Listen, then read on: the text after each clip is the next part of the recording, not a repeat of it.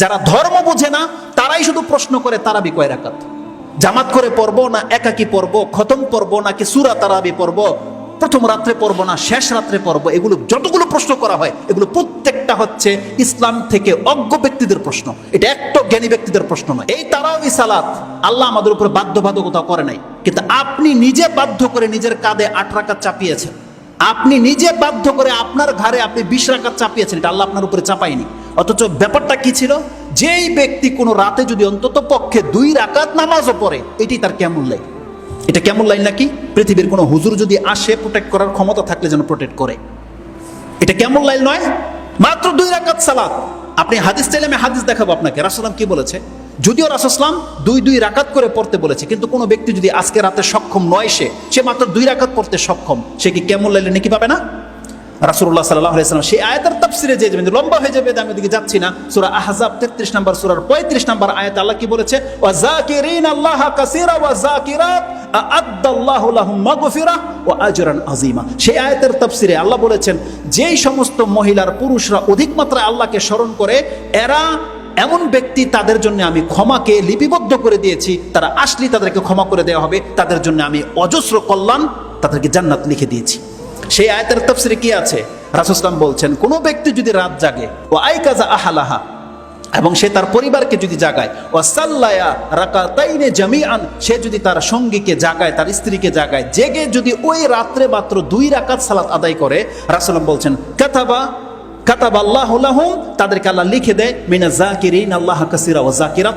এই পুরুষ, এই মহিলা হচ্ছে আজকে রাতের সবথেকে বেশি আল্লাহকে স্মরণ করা ব্যক্তি, লিখে দেয় আল্লাহ। সুবহানাল্লাহ, সেই আয়াতের তাফসীরগুলো আপনি পেয়ে যাবেন। অতএব এই যে আপনি আপনার উপরে বোঝা চাপিয়ে নিয়েছেন যে 8 রাকাতই পড়বেন, তাও 1 ঘন্টায়, 20 রাকাত পড়বেন মাত্র 20-30 মিনিটে, সুবহানাল্লাহ, এটা আল্লাহ আপনার উপরে তো বাধ্য করেনি। যারা ধর্ম বোঝে না তারাই শুধু প্রশ্ন করে তারাবি কয় রাকাত, জামাত করে পড়বো না একাকি পড়বো, খতম পড়বো নাকি সূরা তারাবি পড়বো, প্রথম রাত্রে পড়বো না শেষ রাত্রে পড়বো, এগুলো যতগুলো প্রশ্ন করা হয় এগুলো প্রত্যেকটা হচ্ছে ইসলাম থেকে অজ্ঞ ব্যক্তিদের প্রশ্ন। এটা একটা জ্ঞানী ব্যক্তিদের প্রশ্ন নয়। অথচ আপনার জন্য ছাড় দেওয়া হয়েছে। রাসূলুল্লাহ সাল্লাল্লাহু আলাইহি ওয়াসাল্লাম বলছেন, মান কামা রামাদানান ঈমানান ওয়া ইহতিসাবান গুফিরা লাহু মা তাকাদ্দামা মিন যামবি। যেই ব্যক্তি রমজান মাসের কিয়াম করবে, তার অতীতের সমস্ত গুনাহ মাফ করে দেওয়া হবে, যদি সে আল্লাহর কাছে নেকির আশায় পড়ে থাকে। আপনি বলেন তো দেখি, হাদিস তো বুখারী মুসলিমের, এখানে কোথায় আছে কয় রাকাত পড়তে হবে, কয়টা বাজে পড়তে হবে, কত লম্বা পড়তে হবে, কিছু বলেছে? কিছু বলা হয়নি। এটা আপনার সামর্থ্যের উপরে বান্দা ছেড়ে দিয়েছেন, সামর্থ্যের উপরে। যার যতটা সামর্থ্য আছে, যত সুন্দর করে আপনি পড়তে পারেন পড়ে দেখান। মুহাম্মদুর রাসূলুল্লাহ সাল্লাল্লাহু আলাইহি ওয়াসাল্লাম তো পড়ে দেখিয়েছে 8 রাকাতে সারা রাত পার। তাহলে আপনিও মাঝে মাঝে করে দেখান। এটা কেন করছেন না? এটা 8 রাকাতেই কেন বাধ্যতা করে দিয়েছেন? যেই ব্যক্তি চেয়ারে বসে নামাজ পড়ে, সেও আপনার কারণে বাধ্য 8 রাকাতই সে পড়ে।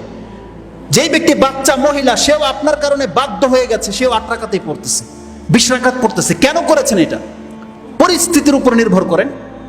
মাঝে মাঝে লম্বা করে দেন, 2 রাকাত, ঘন্টা পার করে দেন। মাঝে মাঝে 4 রাকাত দিয়ে 2 ঘন্টা পার করে দেন। মাঝে মাঝে 6 রাকাত পড়েন। আপনার ওই 8 রাকাতেই সুন্নত, এটাই বা সাব্যস্ত করতে কে বললো? অথচ হাদিসে তো স্পষ্ট আছে, রাসূল সাল্লাল্লাহু আলাইহি ওয়াসাল্লাম কোন রাতে 2 রাকাতও পড়েছেন, 4 রাকাতও পড়েছেন, 6ও পড়েছেন, 8ও পড়েছেন, 10ও পড়েছেন, 13 পর্যন্ত প্রমাণ আছে। ওটা হচ্ছে সীমা, কিন্তু আপনাকে তো ওটা বেঁধে দেয়নি আল্লাহ সুবহানাহু ওয়া তাআলা এবং তার রাসূল।